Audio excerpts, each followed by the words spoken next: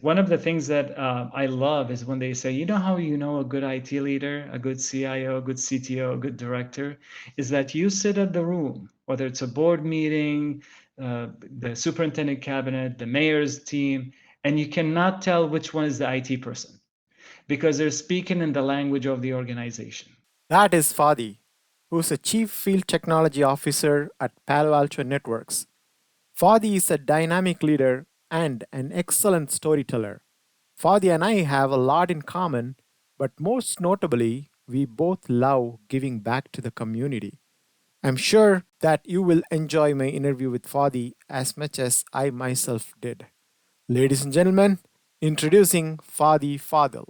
Welcome, Fadi Fadhil.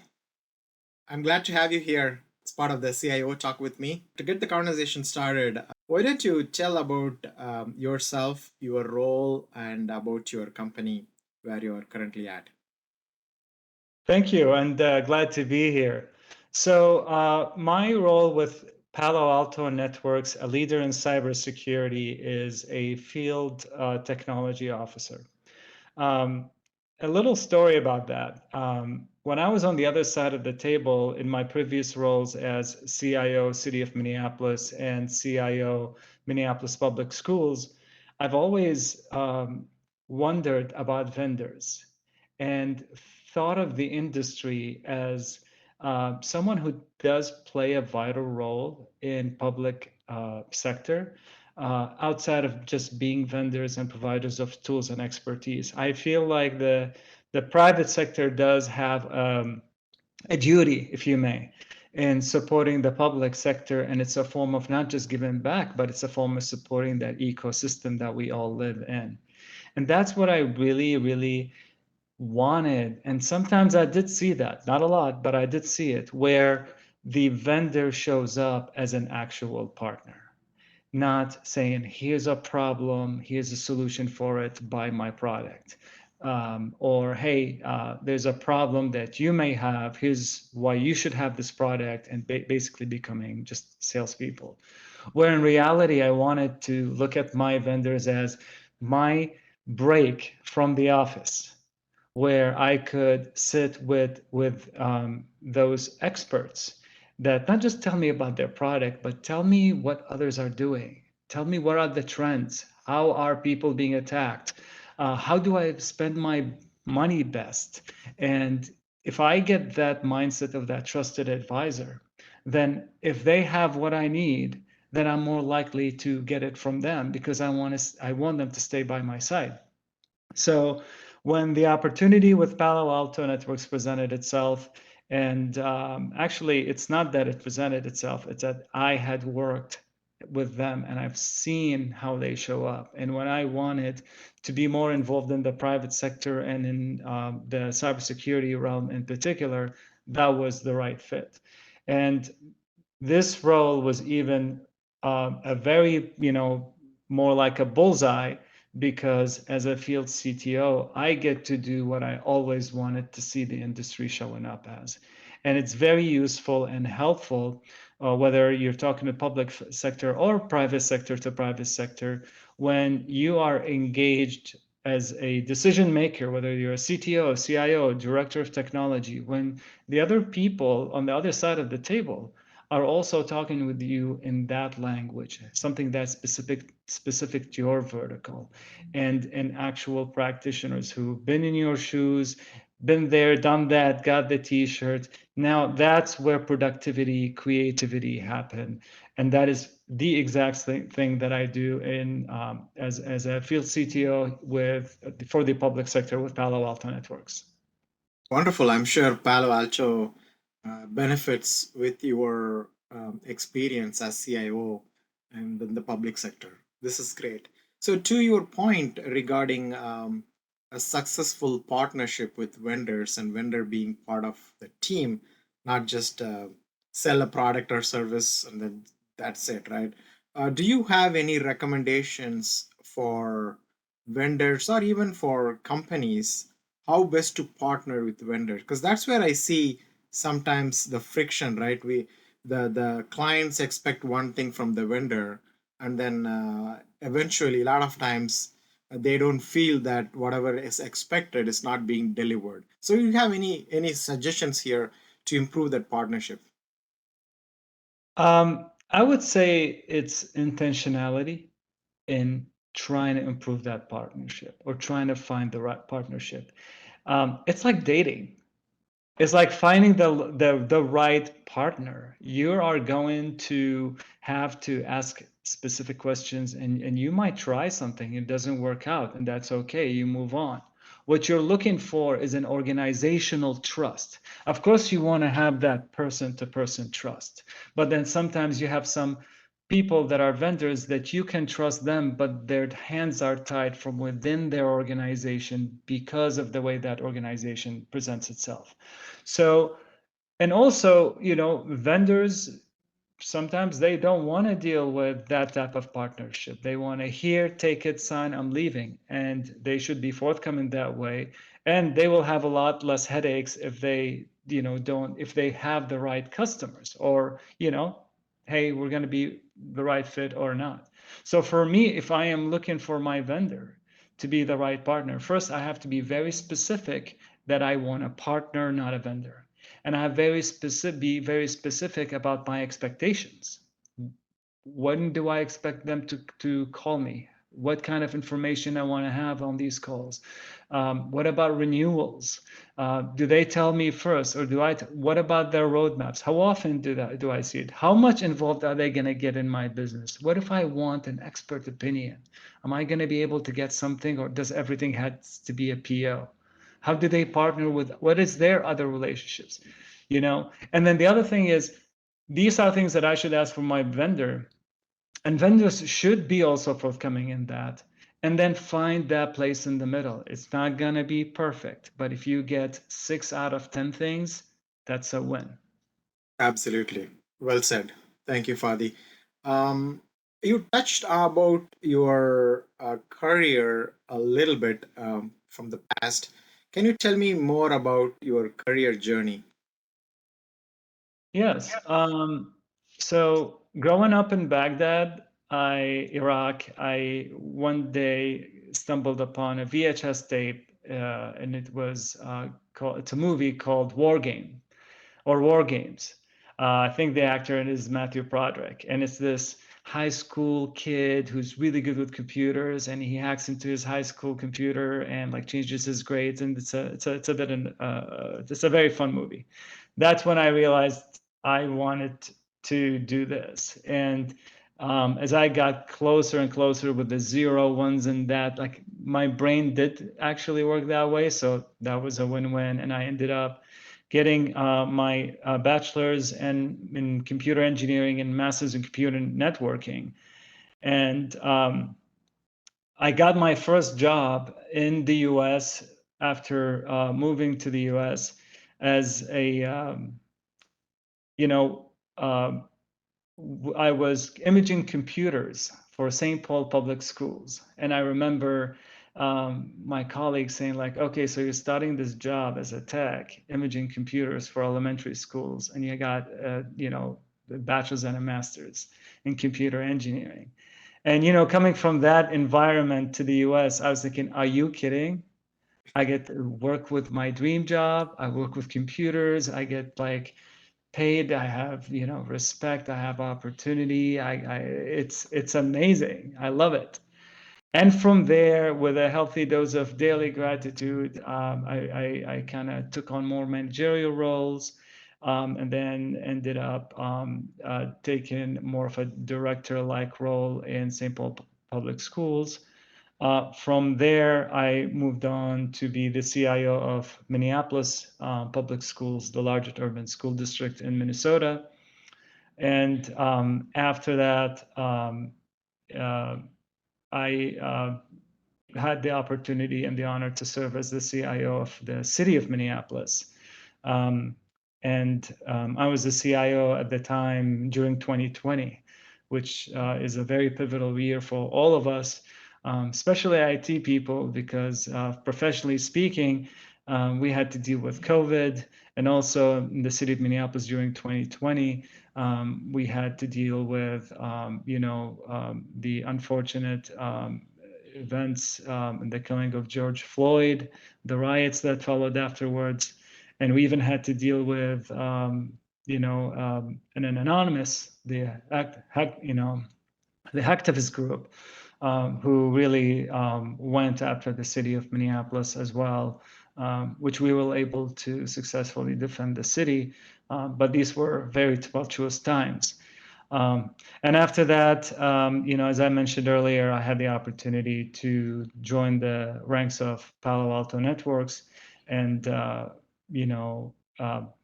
really enjoy what I do. I get to get involved with not one city or one K-12, but I get to be involved with a lot of them. I get to enjoy seeing the trends, what is happening, how are people spending their money, what's working, what's not working, who's getting attacked, how are they going to get attacked, um, how people are solving for different problems, how are people navigating political, financial challenges, what tools are the right fit for the right organization.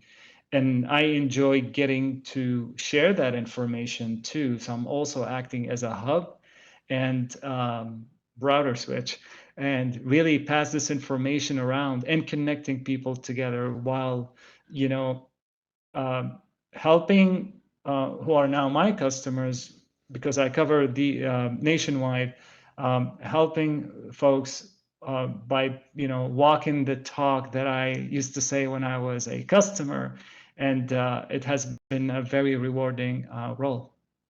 Great story, Fadi. Thank you for sharing. And you mentioned the challenge of political and financial challenges, which I think is heightened in education environment. So expert knowledge and involvement such as yourself, I think, helps to navigate those political challenges and financial challenges. So I think it's great what you're doing. Could you tell me about a project or an experience that you are most proud of and willing to elaborate on? Sure. I'll give you one thing that I believe that I will forever remember, and very proud of my team and us as a group, how we came up to make such a big impact, is a project for open data, and for the city. And we always talk about how it's very important to tie IT to the organizational goals. Everything we do and see in IT, at the end of the day, we are responsible not just to do IT work, but to be involved in the business of the organization or the company. And one of the things that I love is when they say, how a good IT leader, a good CIO, a good CTO, a good director, is that you sit at the room, whether it's a board meeting, the superintendent cabinet, the mayor's team, and you cannot tell which one is the IT person. You cannot tell who is he or who she is, the IT person, because they're speaking in the language of the organization. They are even the most powerful people around the table because they control technology. You can change the world with technology if you know how to harness it, if you drive it and not let it drive you. So one of the things that we look at is data, and data is oil. You can change the world with it, but you can also have an oil spill, and that's where cybersecurity comes in. But as we wanted to make an impact for the city, we knew everything we had to make an impact with. At the end, it was about being smart, like a smart city. You see the data, you analyze it and get the right story, and then you act on the data. So when we had a bunch of data and we controlled it, one of the challenges that we had is during a time of 2020, COVID, George Floyd, you got very high tension situation, right? And you have to make decisions based on being data driven about public safety, about affordable housing, about healthcare. So if every time we ask for a specific set of data, for example, we is the people, we are the council members, we are the mayors and the governors who are making these decisions, where we sit at the dais and we say, I need this information or that information. It takes me 2 weeks if I'm lucky. Sometimes it takes longer for another session to happen because there's so many of them, to have someone present before me, and probably going to be a PowerPoint, some pie charts and bar tables and whatnot. And it may or may not be the right data. And if it's the right data, I might have a follow-up question. I need to be data driven, and I have to wait yet another 2 weeks. That attention span is going to go. Things happen fast. Mistakes will happen. Decisions have to be made. And at that time, we had a good data team. We had a good team all around. And I've always looked very fondly of the teams that I worked with in my past career. And we had a good control of the data. And we knew that we got oil. I should change that. We got renewable energy, and we are here to, make a difference.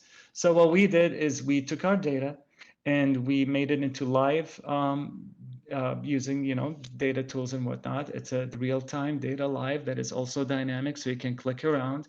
We have an internal facing, and we have public portal that actually became a byproduct of that, it's public data, so might as well put it out there.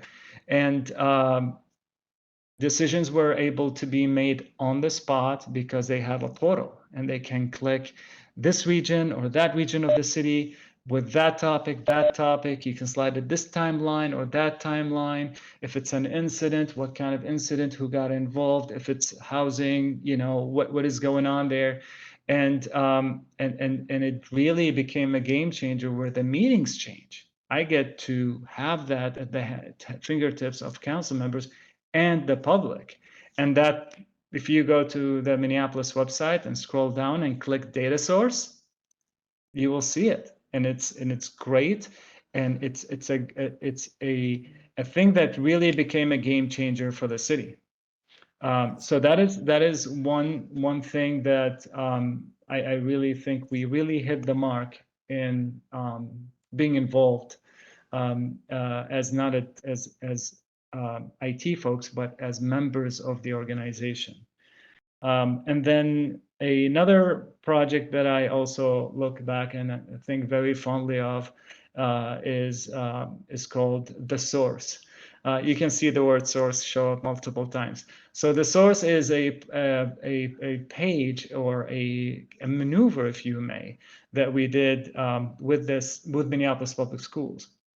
What the challenge is, we have a big website, a lot of information, a lot of schools, a lot of departments. And, websites, you can go to a newer platform and you can re-engineer, redesign, but it's a federation of websites, and that is very normal. We have been solving for a lot of problems, and at some point we just stopped and turned everything off and try to see what is the commonality with all these problems. And the pyramid really came down to finding information that is accurate, like being able to find it and having it being accurate, as opposed to navigating what could be a wormhole in any public school, of a big size kind of websites. So the classic approach is new website, very big, hefty bill, a big transformation, hauling all of that, which is something I've been involved in another organization, and it's a big deal. But then at the end of the day, we realized that we have all that information. What if we make a mock site? And that site is basically like a front panel. And we wire up everything into it, where it just leads and gets that information, but it's organized differently. It's almost like an IKEA organizer, but it had a different look and feel. Because what we did is we used our teams not to spend time on the build, but to actually spend the 90% of the success of this project, and 90% of the time that was spent was at thinking. We interviewed everybody. We interviewed teachers, we interviewed assistant teachers, principals, superintendents, all kinds of people. And we asked them how your brain think. And we gamified it. Like, if you were to try to find this piece of information, what naturally you think you're going to go? And that arrangement ended up with multiple options on how we organize that site and how the drop downs will work.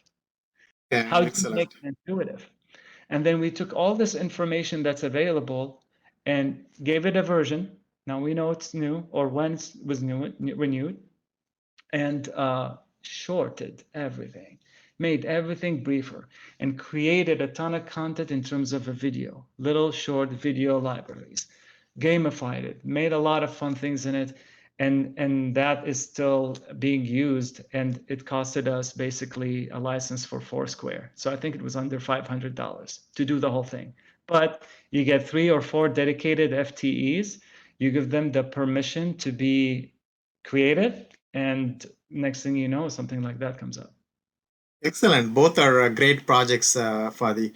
It looks like the theme that I'm noticing here in both these projects that you just shared, what you really helped is surfacing the right amount of information, right level of information for the consumers. Basically, it's data or different pieces of information pulled together.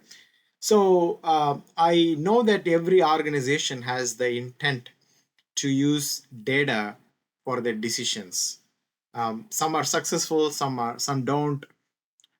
But one thing that's challenging, especially during COVID, that I experienced was there is not really data that's available, right? If you want to uh, find out how the previous pandemic was handled, it was like 100 years back.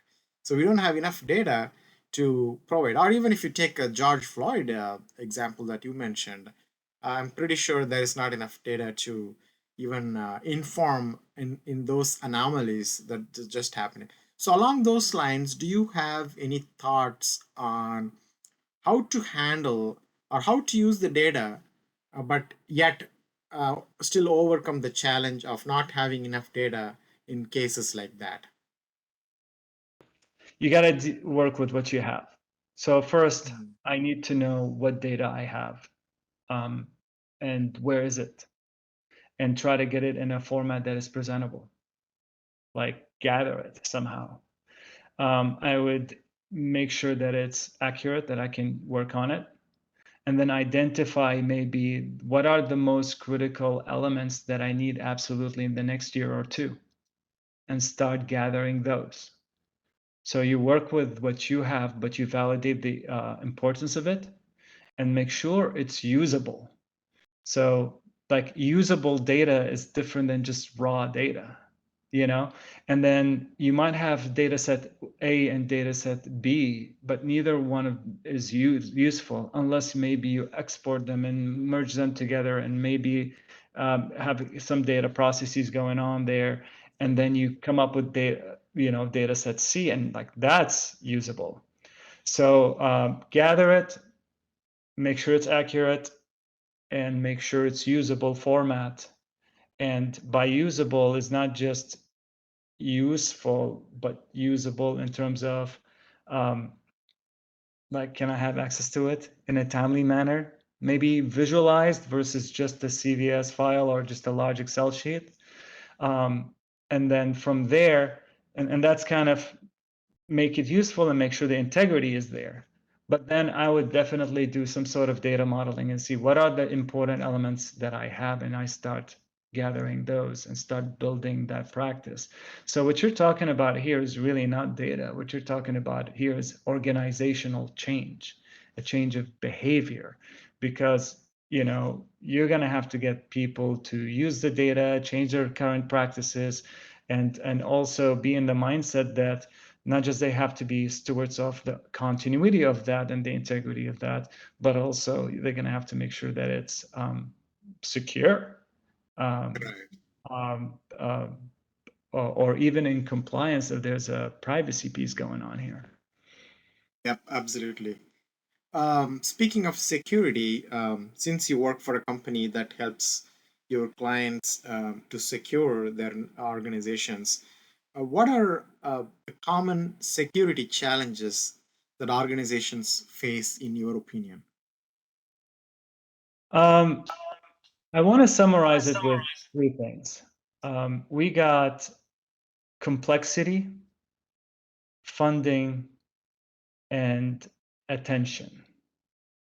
So whatever the organization is right now, when it comes to cybersecurity, cybersecurity has already existed as a big element of what we do. But I would say since 2020, it had exponentially exploded in terms of severity, size, the magnitude, and I don't see this slowing down anytime soon. Actually, I think it's just going to be the new norm. You know, it's I don't know what things were like when electricity was first introduced, but I am pretty sure that over time, you know, getting shocked is the norm, and having all kinds of insulations and all kinds of, like a standard every home, there needs to be somewhat of a fuse box. That eventually happened.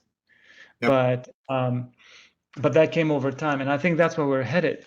So when it comes to getting there, the complexity can be in terms of it's actually a multifaceted attack vectors and things to secure, and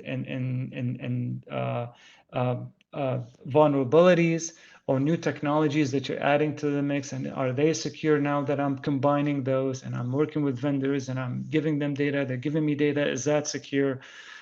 There's also the I would call it false complexity, because it's so we're far away from where we're going to be in the next 5 years and the next 10 years.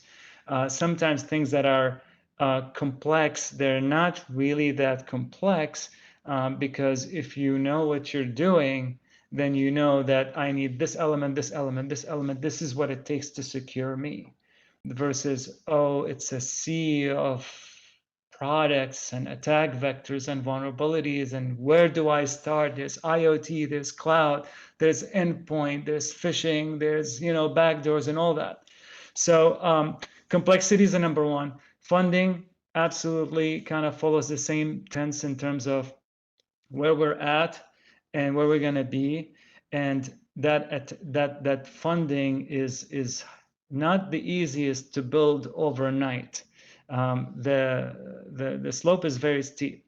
So there's expectations of what you spend on HR, expectations of what you spend on facilities, expectations of what you spend on any department that existed longer than IT did.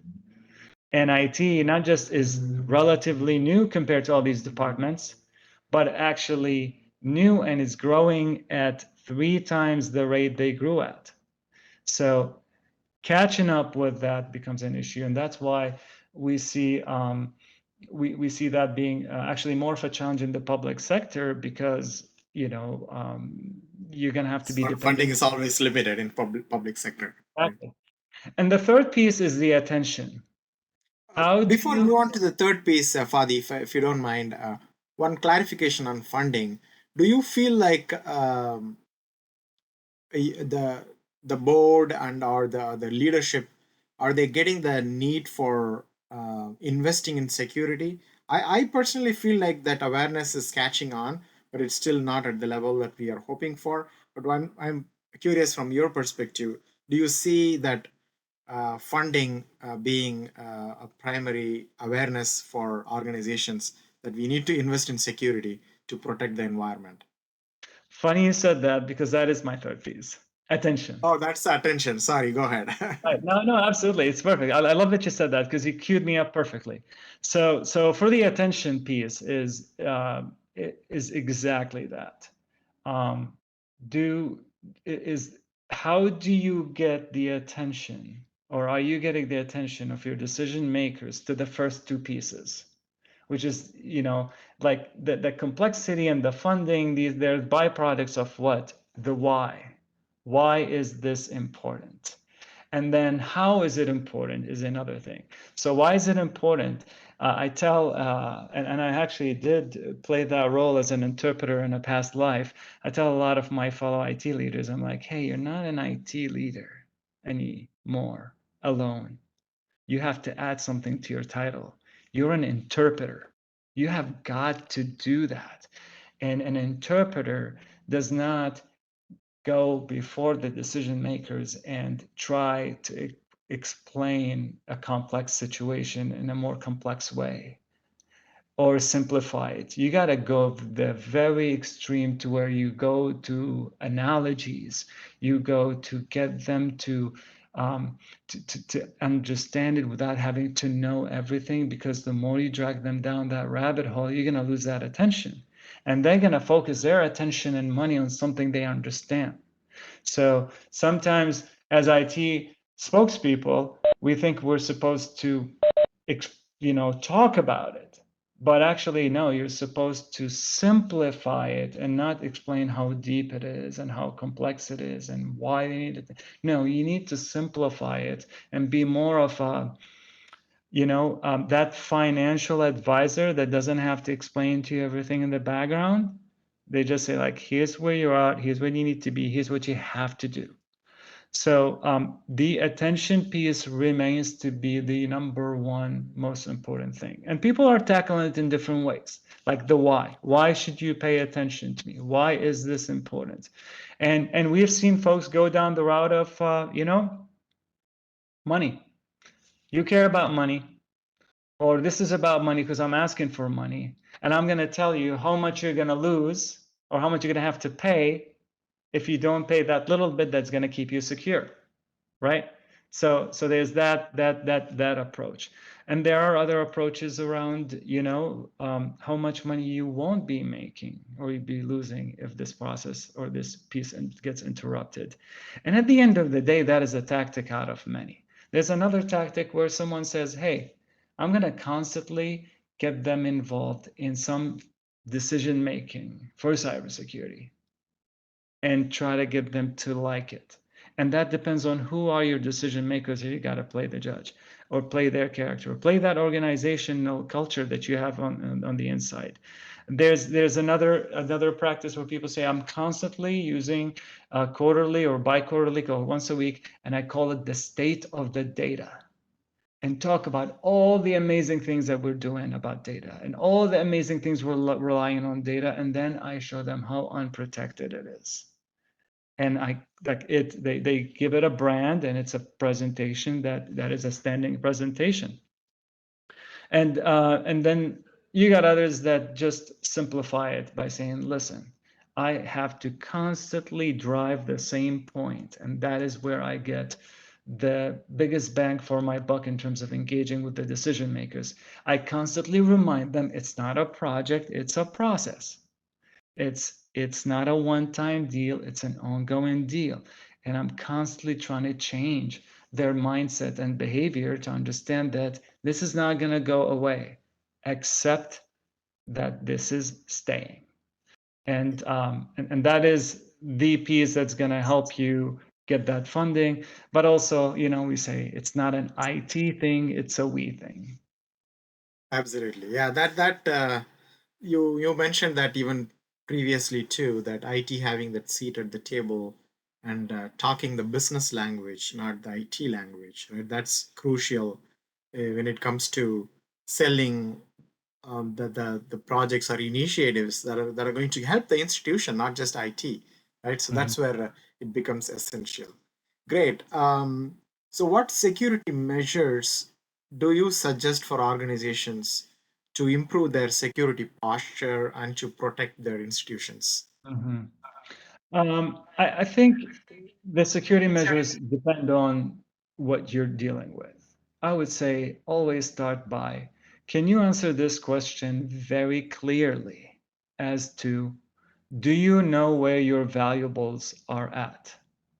Do you know what your valuables are? Do you know what's at risk? What do you have that the bad guys want?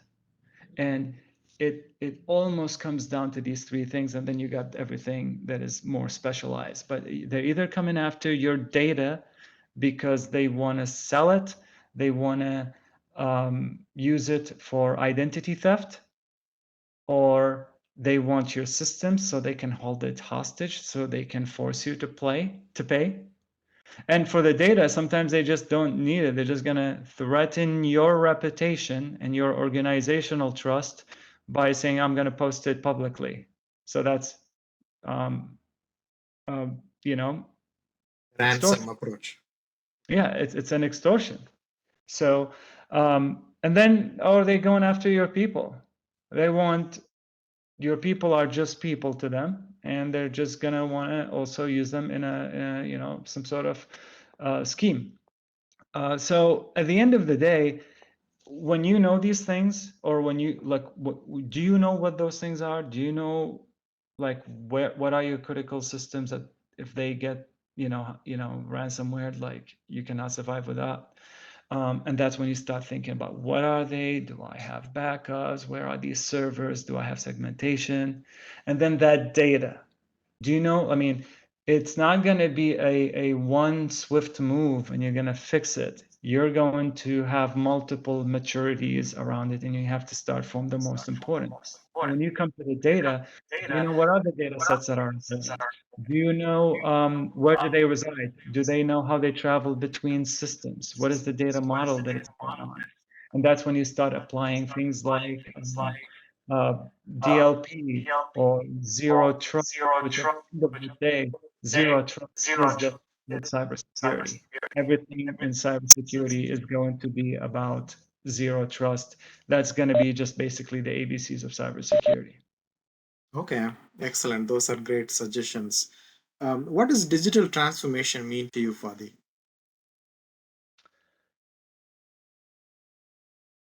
Um, I always go back to run, grow, transform the business, right? So digital transformation to me is whatever is not running as usual or more efficiently is not growing, which is, hey, I'm transforming by expanding. No, transforming is doing it differently, and doing it differently, uh, can be on multiple levels, but at the end of the day, it should impact how the organization does business. Um, um, Doing it differently could be, I am no longer reliant on the data center.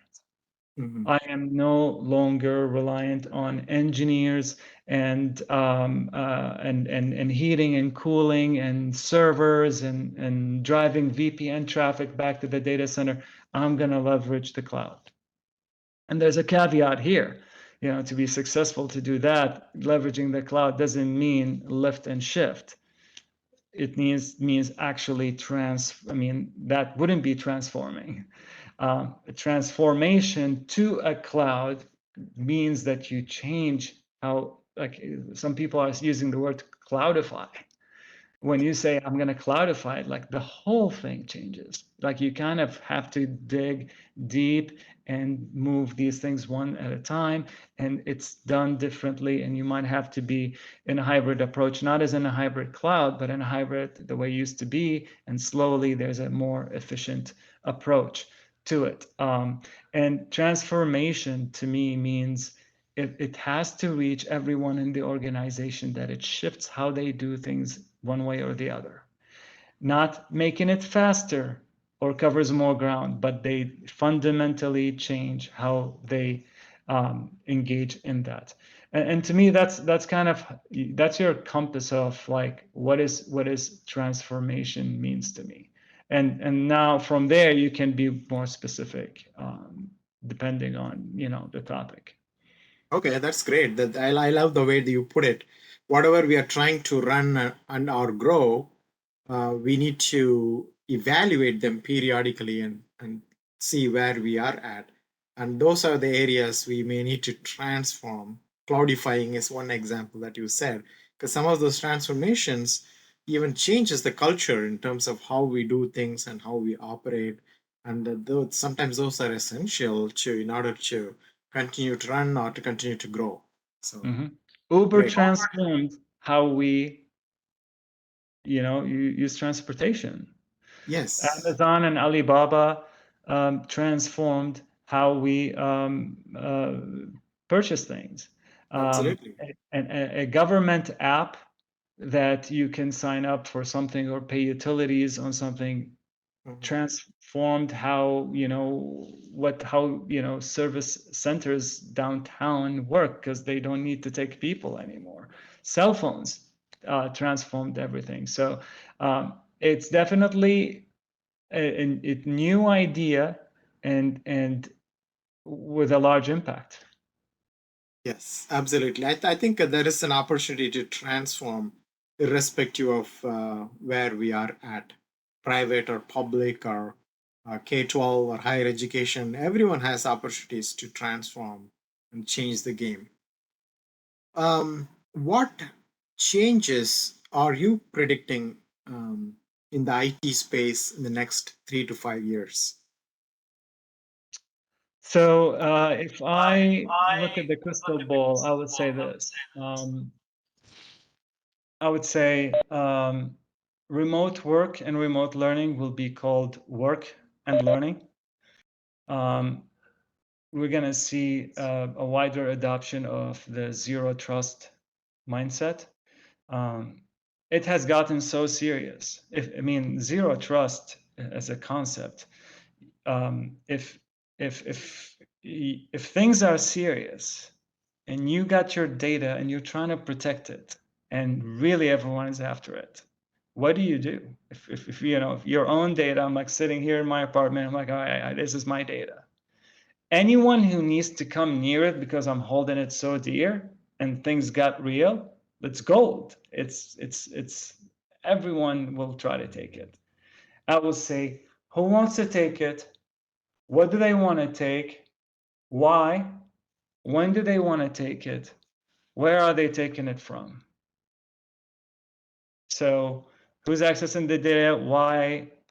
Roles and responsibilities. When? Time zones. From where? What country? Using what?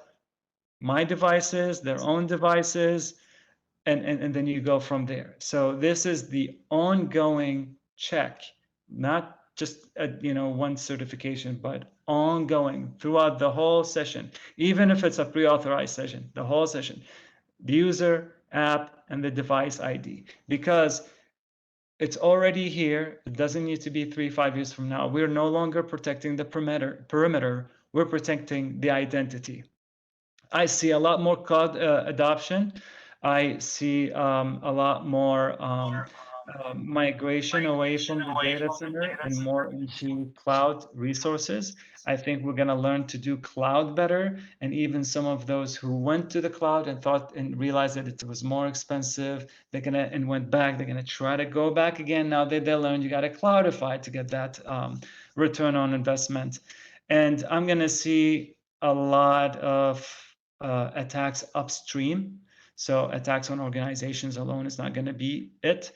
They're going to attack the service providers and the managed service providers and the systems upstream that all these organizations may use. We're seeing more of an organized attacks that way. Actually, CISA has already been warning us about that. And on a positive note, I believe we're going to see a lot more of a defend together approach where organizations, localities, and state are going to team up together because cybersecurity, luckily, does lend itself to um, um, shared approaches, joint SOCs that are local and regional. And in some cases, and I've already seen it, organizations buying a service together and they're sharing the benefits of that service together, like an attack surface scan or ransomware readiness or ransomware incident response and so forth. So I see that being prevalent. Okay, excellent. Those are great points. Um, some of my audience are growing IT leaders. They are not necessarily directors or CIOs yet, but they are growing as leaders. So, what recommendations do you have for growing IT leaders? Set a goal. What do you want to grow into? Does not have to be specific. It needs to be ballpark, because even sometimes when you're specific, you'll end up being, 10 inches to the right or 10 inches to the left. And most of the time, with good intentions and hard work, what you don't get, what you end up getting is a lot better than what you got, and even more than you ever dreamt of. Stay learning. Don't get sucked into doing the job and learning on the job. You're already learning what's there to learn by doing the job. Constantly learn something. The minute you stop learning, the minute you stop growing, and that could be as easy as sometimes I'm like YouTube videos, an article, a podcast, and every knowledge that you can get your hands on is going to come to help you later on. And I'm not talking the technical. Learn the stuff that there are some things that you can learn when you have to do. But there are other things that you constantly keep being aware, because the more you learn, the less blurry things will get, and the more you realize like you have more to learn. But then you start connecting the dots, and then you're going to start finding your path. Have a mentor. Seek them out, find them, reach out to them, harass them on LinkedIn, especially people who are a little ahead of you. There's a lot of people that just want to share that knowledge. They don't want other people to take the same longer route. Definitely have a mentor, and they don't have to be in IT, but have a mentor. And the final piece, and it was right on the tip of my tongue, people. You have got to have good people skills. At the end of the day, computers will do what we tell them to do. They won't even talk back. It's people. We cannot emphasize enough that being in IT is the furthest thing from not being in the people business. You are in the people business. And I can tell you that the number one common thing I've seen in all of the successful leaders that I have ever met is that they have good people skills. How you develop that, how you hone in on that could be multiple ways. There's books, there's listen to things on YouTube, join Toastmasters, read about social emotional intelligence, the art of negotiation, watch people that you aspire to be like, and watch how they behave. Because how you deal with people, how you choose what to say, choose what to reveal, temper what to temper, how to make those friends, how to diffuse those enemies or counterparts, where to the ability to be selfless and give compromises. All of these things are the skills that you need to remove the number one obstacle you're ever going to have. Absolutely. Those are great advices, Fadi. Thank you for sharing. Absolutely. You look like a person that reads some books and gathers knowledge that way too. So tell me, what business related book would you recommend for my audience? I actually listen to a lot of books. For That's some smart. reason, uh, like the traditional reading, maybe because it's a second language, sometimes I kind of don't lose myself in the reading, but with listening I do, and I can do it while I'm multitasking. Following my last advice, I would say How to Win Friends and Influence People, I believe the name of the book, by Dale Carnegie, is my number one book that I would, have everyone read.